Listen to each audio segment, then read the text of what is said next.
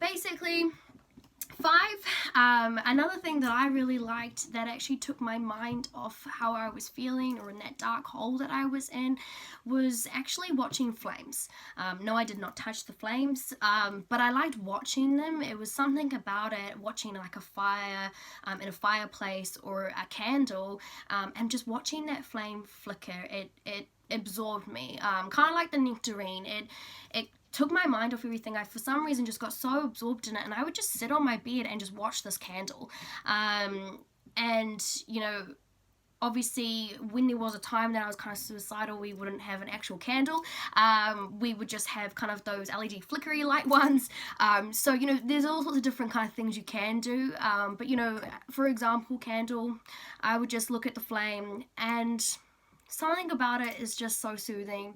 I kind of just left my thoughts and just kind of watched it, and I could literally sit there and watch a flame for a very long time. So I don't know if that would help. It smells good too. But that was just another kind of thing that for me, and I still do it now, I love having candles on. I have candles everywhere. Not only do I like the smell, but it's more actually watching the flames and things. So that could help. Number 6, when, and I'm not sure, you know, there's a lot of controversy over the whole cutting yourself kind of thing when you're going through depression. I think a lot of people don't understand it as such. So I guess when it comes to that, for us, people going through depression and you're in a really dark spot, there's all sorts of reasons why people might cut themselves. For me, when I did do it, it was actually to feel pain. I felt so numb and in this black hole, and I couldn't control anything, and I couldn't control the depression. So the only thing I could control was the pain that I would inflict on myself, and it felt that sense of control there. Obviously, I do regret it now, and I think a lot of people probably do, because you've got scars to remind you of it, or, you know, it's not a pleasant thing. So one amazing thing that my counselor in school actually did show me and teach me, and was amazing, was getting a rubber band or a hair tie on your wrist, and basically flick it to feel the pain. You can flick it as hard as you want. The good thing about it is, I mean, to people that might think, you know, that's really painful, but compared to cutting, where it's going to actually leave a scar, doesn't really matter how hard you flick this. Yes, it might cause a red mark or welt up, but that'll go. And in all honesty, for parents or anyone out there who is like, well, you know, that's still inflicting pain, that's the better outcome than actually, you know, having that person cut themselves.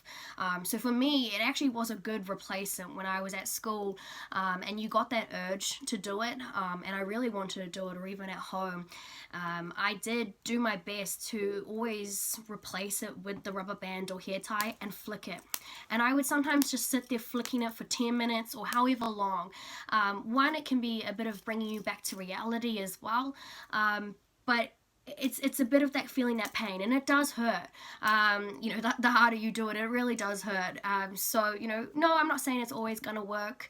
It only may work sometimes, or it really could work and help. But, you know, some people don't know of that, and I personally felt that was one of the best things that really kind of prevented me from doing it as much as I did, and also stopped me from it during my kind of time of depression as well. Number 7 is basically, it's the good old saying of play or pet an animal. Now, whether you have one or not at home, it is one of the most, and it's proven scientifically as well, one of the most soothing things that actually calms people who have depression or anxiety or eating disorders, or actually any mental kind of illness. They do it a lot, and that's one of the hugest things. You know, go pet your cat, just sit there and pet your cat or your dog, or play with your dog, or whatever it may be.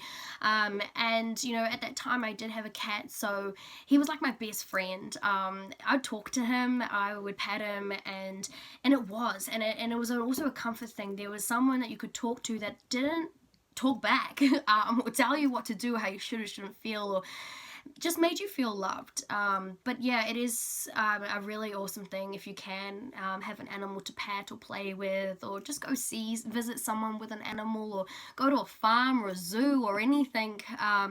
It really does help. And actually, even now, still going through things, now I'm at that stage that I can get my own animal and a bigger animal, and I have a puppy, Blaze, which I'm sure you'll probably see in one of my videos. He loves to come and run through and annoy me, but he is probably the best thing that I have in my life to help me through a lot of things. I'm not saying to go out and buy a puppy, but it's just having something or someone or who has an animal that you can pat or cuddle and just feel that kind of endless love that when you're in depression you feel like you don't have, and you don't have that person there, regardless if there are people there or not. When you're in that hole, you don't think you do. So it is, without even realizing subconsciously, a really awesome thing to have this animal that makes you feel like that. Number 8 that I had, I think I did 9, so 8, was read. Now, you might not be someone who wants to read, but if you are a reader, and I'm an avid reader, reading a book for me, I went through thousands of books, maybe not thousands, but a lot of books during my time, and still now, I have to admit, when I'm someone who needs my own time. And a lot of people in experiencing depression or anxiety or eating disorders, especially depression, will want to be by themselves. And you might be worried about it, but if they are doing the right thing, it's okay. And I needed that time, so I would read. All sorts of kind of books, but I will just read and read and read. And for me, it actually was one, it took my mind fully off my thoughts, because I cannot think and read. It's just not going to happen. But I got so absorbed. If it was a good book, I thought I was in there. I thought I was one of the characters in the book, or I was basically living in this book. Sounds crazy, because it's a different reality, but it got me so in there, and I lived through my characters in my book and everything, and I really enjoyed it for that hour or 2 hours or whatever. I wasn't me. I wasn't me having to go through that daily struggle and all the thoughts and everything that was going through my head. I was just free and reading my book. Reading really helped me. It still helps me now. I love my independent time. I also read all the time. So if you are a reader, or maybe hadn't even thought about that, definitely do read. But I'd say don't read serious stuff unless that's what you're into. But read things that really just capture you. Like, I was all into the kind of magical fantasy, romance, whatever it may be. But make sure it's something that really captures you, and you can really enjoy and can spend hours reading it as well. And then number 9 is, and it's the crazy old one, exercise. No one loves to do exercise. However, again, scientifically it is proven that it does help with depression specifically. It's more that clearing of your head and your mind and getting that fresh air in your body as well. But there's all sorts of good effects for it. Obviously, when you're depression, don't get me wrong, I'm not telling you it's going to be easy. Sometimes you can't even get out of your bed or walk out of your room. So it's not going to be a simple thing. For me, I actually did enjoy running, but when I had depression, I couldn't even go out for a run, let alone with having anxiety as well. But if you can just kind of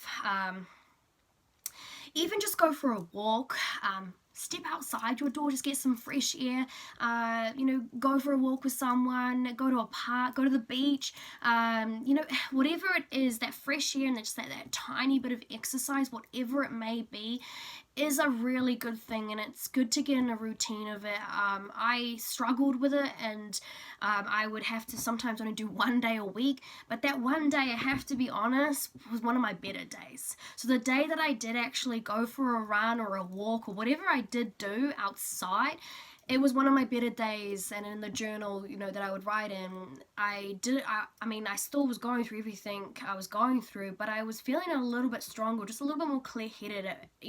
I wasn't feeling like that whole black hole fully overtook me. So if you can do a little bit, or even if you know someone who is going through depression, you can even, don't force it upon them or anything like that. But with any of these tips, if you just even put in an idea in front of them, get them to watch my video, who knows, it could actually really help them. And you know, it may not, any of these may be totally useless, but again, they may help, and if it does help you, then you know, that's kind of what I'm here for, just to kind of see things that I could pass along. So that is my 9 kind of main tips that have kind of stuck with me. Probably my longest video that I have done. So I appreciate if you lasted this whole kind of 20 minutes to listen to me. I will be doing some tips on anxiety and also eating disorders in separate videos. But please, if you did enjoy this or feel like it did help, subscribe, obviously follow my socials, and please comment anything below or any other kind of videos you'd like to see, and I will reply. Awesome. I will see you guys next time. Thanks.